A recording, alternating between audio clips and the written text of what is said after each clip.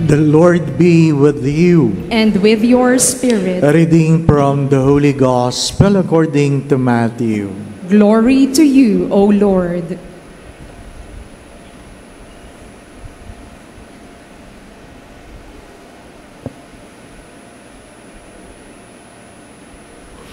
Jesus said to the chief priests and the elders of the people, "Hear another parable.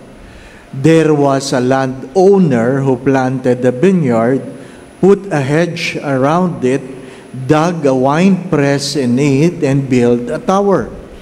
Then he leased it to tenants and went on a journey.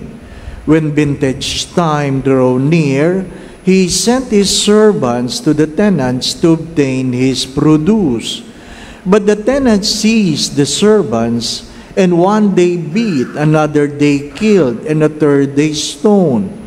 Again he sent other servants, more numerous than the first ones, but they treated them in the same way. Finally, he sent his son to them, thinking, they will respect my son. But when the tenants saw the son, they said to one another, this is the heir. Come, let us kill him and acquire his inheritance. They seized him, threw him out of the vineyard, and killed him. What will the owner of the vineyard do to those tenants when he comes? They answered him, he will put those wretched men on a wretched debt, and lease his vineyard to other tenants, who will give him the produce at the proper times. Jesus said to them, did you never read the scriptures? The stone that the builders rejected has become the cornerstone. By the Lord has this been done. It is wonderful in our eyes. Therefore, I say to you, the kingdom of God will be taken away from you and given to a people that will produce its fruit.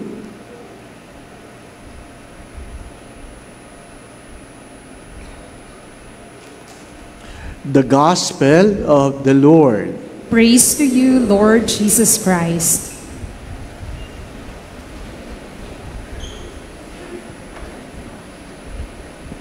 Magandang gabi po sa inyong lahat. Merong isang kwento tungkol sa dalawang magkaibigan na kung saan habang sila'y naglalakad, nakita nila mga bata na nagtutulak ng kariton.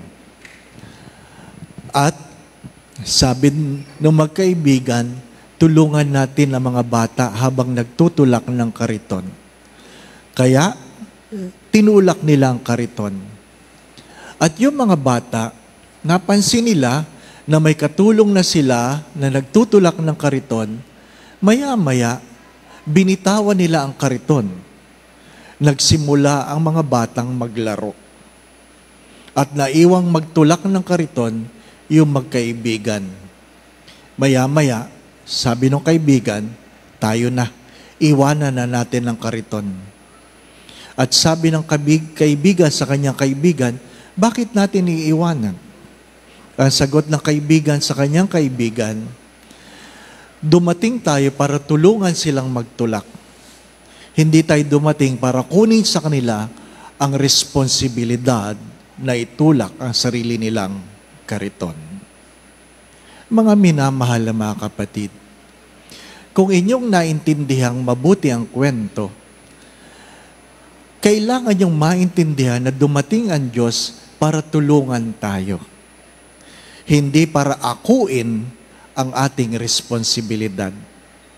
Inuulit ko, dumating ang Diyos para tulungan tayo kung anuman ang pangangailangan, pero hindi para kunin sa atin ang ating responsibilidad. Pagkamisan, kung hindi man madalas, nakakalimutan natin na tayo'y tinutulungan lamang. Di ba? Mahirap yung Father, ipagdasal mo naman ako. Ang tanong ko, nagdadasal ka ba? Kasi tutulungan lang kitang magdasal. Mahirap yung nagpapadasal ka sa akin Ako nagdadasal, pero ikaw hindi. Di ba?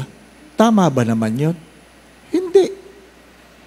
Mahirap yung nagpapadasal kang, makapasa ako sa board, Father. Nag-aral ka ba? Hindi. Ano sagot ko dyan?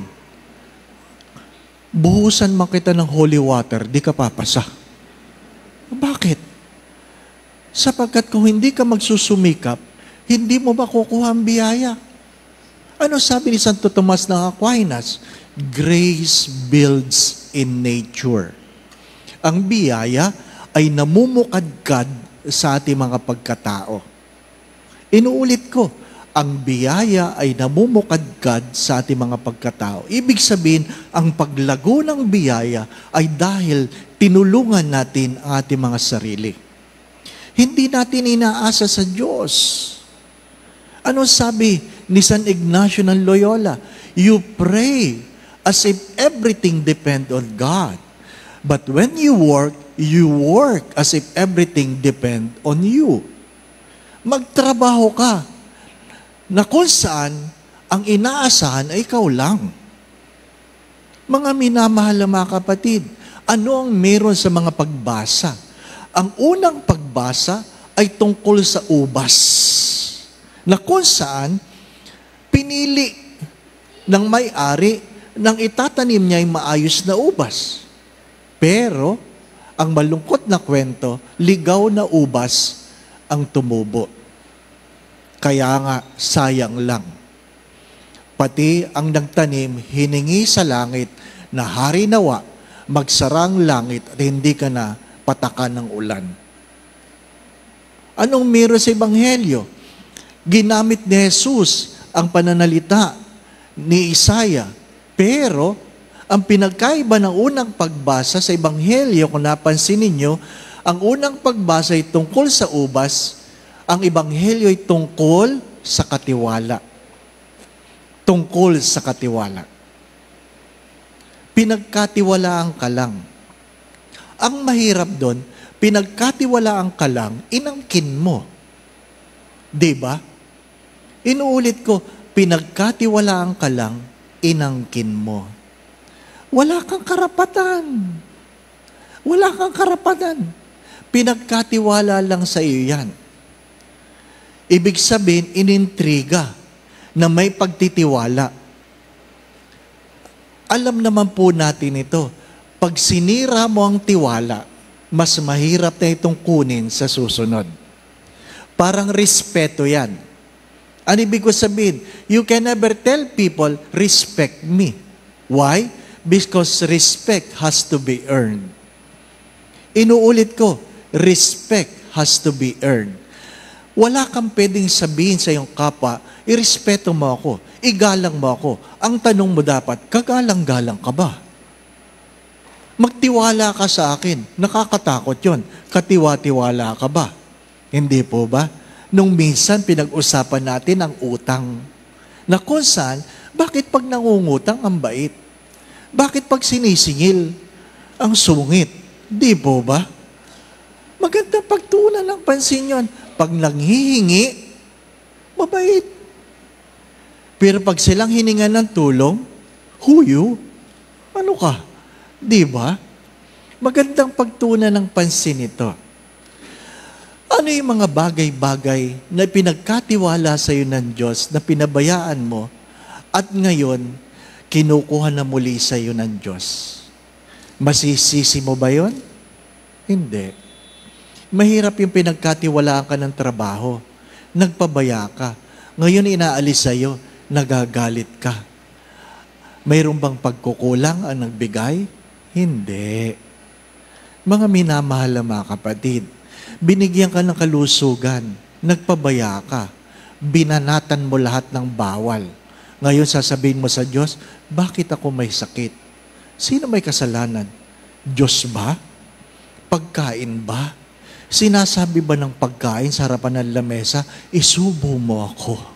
Di ba? Si Sharon Cuneta lang ang nagsasabing, balutin mo. Di po ba? Mga minamahal na mga kapatid, hindi ko naman tinututukan ng baril ng pagkain para isubo mo. Alam mo kung anong bawal. Alam mo kung anong masarap. na hindi naman makabubuti. Di po ba? Hindi mo pwedeng sabihin, bakit ka naman ng babae? At sasabihin mo, pasensya ka na pare, maganda eh. Bakit? Lahat ba na maganda, papatulan mo? Hindi. Kung may asawa ka, huwag mong papatulan. Sapagkat hindi lahat na maganda, iyo. Di po ba? Kaya nga palagi ko yan sinasabi, kung hindi iyo, huwag mong kukunin. Kung hindi totoo, huwag mong sasabihin. Di po ba? Kung mali, huwag mong gagawin. Mahirap po bang intindihin yon? Hindi. Pero pagka minsan, nagbubulag-bulagan, nagtatanga-tangahan, sorry for the words, kasi pakiramdam natin, hindi tayo masisisi pagdating ng araw. Mga minamahal na mga kapatid, ano sabi ng Diyos? The fear of the Lord is the beginning of wisdom.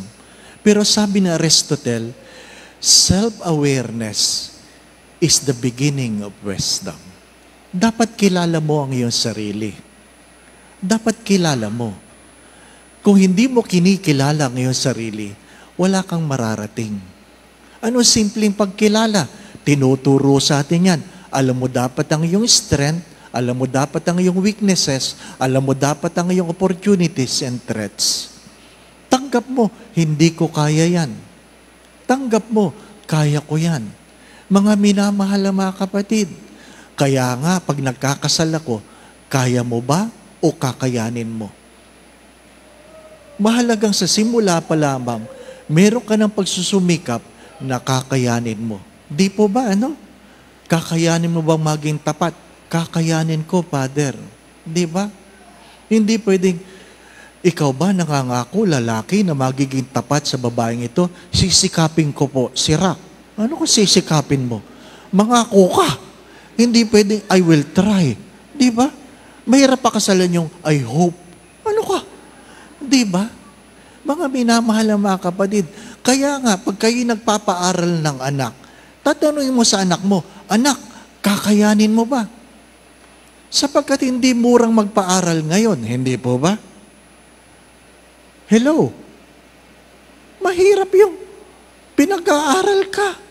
Mas marami kang oras nakababad sa cellphone. Di ba? Kahit gaano kataas ang score mo dyan sa ML, hindi yan ka-graduate. Di ba? Meron ba nakakuha na trabaho dahil mataas ang ML? Hindi. Mga minamahal na mga kapatid. Pero ang mga lungkot, ang mga magulang, hindi tinatama ang anak. Bakit? Baka magalit, Father eh. Hindi bali nang umiyak ang inyong mga anak ngayon, kaysa pagdating ng araw, kayo ang iiyak ng dahil sa kanila. Kailangan nating tulungan ang ating mga sarili, sapagkat ang tinutulungan lang ng Diyos ay mga tumutulong sa sarili. Kahit gaano kagandang biyaya, kung nagpapabaya ka, pagdating ng araw, ang lahat na yan ay magiging sayang. Inuulit ko, kahit gaano kagandang biyaya, pag ikaw ay nagpabaya, ang lahat na yan magiging sayang. Ano sabi nila? Kung pinanganak kang pangit, wala kang magagawa. Pero kung namatay kang pangit, kasalanan mo. Bakit? Wala kang ginawa. Di ba? Sa dinami-dami ng pwedeng gawin, wala kang ginawa. Di po ba? Ano? Sino may sabi niya? Si Vicky Bello. Di ba? Di ba? Kung may gusto, may paraan. Kung ayaw, maraming dahilan. Amen. Kung kayo po ay regular na nagsisimba ng alas 6 ng linggo, baka gusto nyo mag-serve as lay ministers. Ano po? Kahit alas 6 lang ng linggo, pwede na. Ano po? Kasi pag nakadalawang kanta sa komunyon, ibig sabihin kulang ang lay minister. Ano po? So, baka naman, ano po? Huwag nyo nga antayin kayo matanda na, saka kayo magsiserve ng lay minister. Ano po? Pag matanda na, naku, ang tagal na dumating ni Kristo mula sa altar hanggang sa nangungumo niya. Habang malakas pa kayo, mag-serve na kayo. Ano po? Kasi pag communion through the mouth, ang hirap. Ano po? Again, my brothers and sisters, katiwala lang tayo. Katiwala lang tayo. Pag matagal tayong nagsusumikap, bago natin maabot ang pangarap, ano sinasabi niyon? Ang iyong pagkatao ay hinuhubog. Pero pag masyadong mabilis ang iyong tagumpay, ang iyong yabang ang nangunguna. Ano po? Magsumikap, katiwala lang tayo, darating din yan. Ano po? Hindi yung nagda-diet ka at hindi ka maging matagumpay. Lord, ayaw ko na. Kung hindi ko kayang pumayat, patabain mo silang lahat. Nandamay ka pa. Di po ba? Ano? Ay, nako. Pinagdadasal po natin mga kumukuha ng board exam sa susunod na mga linggo. Ano po? Sana makapasa. Ano po? Mali yung pangarap na, Lord, kung hindi lang ako papasa, ibagsak mo na rin sila. Ano po? What a prayer. My dear friends, my brothers and sisters, ang biyaya'y nang mumukadkad sa ating mga pagkatao. Grace builds in nature. The Lord be with you. And with your spirit. And may Almighty God bless you and your family, the Father, the Son, and the Holy Spirit. Amen. We now go in peace to love and serve the Lord. Thanks be to God.